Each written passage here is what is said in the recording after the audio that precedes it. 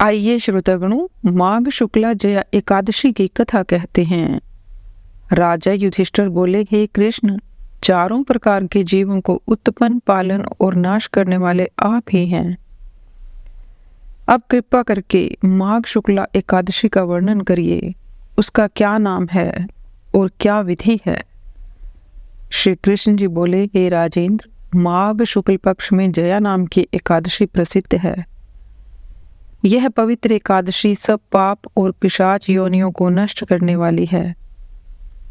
इसका व्रत करने से मनुष्यों को प्रेत योनि नहीं मिलती। इसकी सुंदर कथा जो पद्म पुराण में कही है उसे सुनिए। एक समय इंद्र स्वर्गलोक में राज्य कर रहे थे। देवता उस मनोहर स्थान में सुख से निवास करते और अमृत पान करते थे। अप्सराएं उनका सेवन करती थी। वहां कल्प वृक्षों से सुशोभित प्रसन्नता से 50 करोड़ नायिकाओं से नृत्य कराया गया। वहां पुष्पदंत नामक गंधर्व गान कर रहा था। चित्रसेन नाम का गंधर्व, उसकी पुत्री मालिनी और चित्रसेन की स्त्री वहां आई। मालिनी का पुत्र पुष्पवान और पुष्पवान का पुत्र माल्यवान था।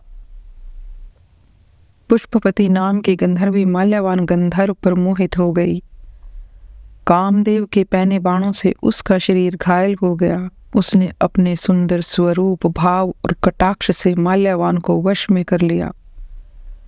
इंद्र को प्रसन्न करने के लिए अप्सराओं के साथ गान करने लगे।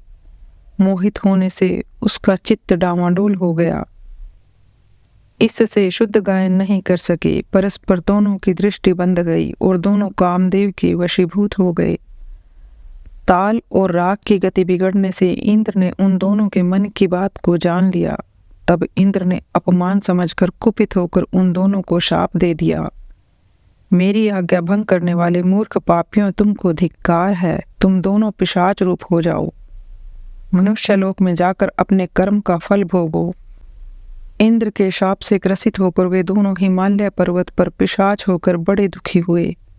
श्राप के कारण उनको गंध, रस और स्पर्श का ज्ञान नहीं होता था।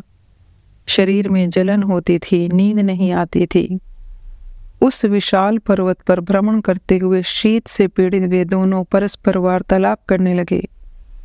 पिशाच शीत से पीड़ित होकर अपनी स्त्री से बोला, हमने ऐसा कौन सा दुखदायी पाप किया है जिस दुष्कर्म से हम दोनों को पिशाच योनि प्राप्त हुई।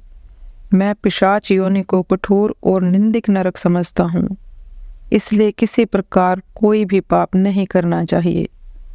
इस प्रकार वे दुख से घबरा कर चिंता करने लगे। दैव योग से माघ शुक्ला एकादशी आ गई। तिथियों में श्रेष्ठ जया नाम की प्रसिद्ध तिथि आ गई। उस दिन दोनों ने कुछ आहार नहीं किया। वे दोनों दुखी होकर पीपल के पेड़ के पास पड़े रहे। उसी तरह पड़े हुए उनको सूर्यास्त हो गया। रात हो गई, जाड़े से कांपने लगे और जड़ सरीखे हो गए।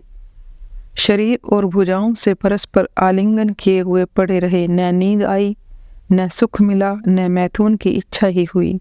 हे राजन, इस प्रकार इंद्र के श्राप से पीड़ित उन दोनों दुखियों की रात्रि बड़े कष्ट से व्यतीत हुई। परंतु एकादशी के व्रत और रात्रि में जागरण करने से उन दोनों को व्रत के प्रभाव से जो फल मिला उसे सुनो। हे निरुपते, जया एकादशी का व्रत करने से और विष्णु के प्रभाव से द्वादशी के दिन दोनों पिशाच योनि से छूट गए। पुष्पवती और माल्यवान पहले की तरह रूपवान, स्नेहयुक्त और आभूषणों से सुशोभित हो गए। वे दोनों विमान में बैठकर इंद्रलोक को गए और इंद्र के सम्मुख प्रसन्नता से प्रणाम किया। उनको पहले की भांति देखकर इंद्र को बड़ा आश्चर्य हुआ।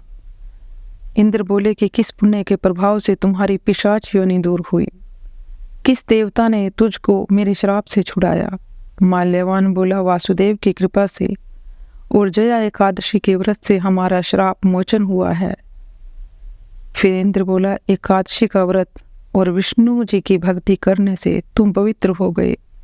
जो मनुष्य शिव तथा विष्णु की भक्ति में लीन हैं, वे निस्संदेह हमारे भी पूजनीय हैं और वंदनीय हैं। अब पुष्पपति के साथ स्वर्ग में सुख से विहार करो। इसीलिए जया एकादशी का व्रत जो कोई श्रद्धा से करता है, वह करोड़ों कल्प तथा वैकुंठ में आनंद प्राप्त करता है।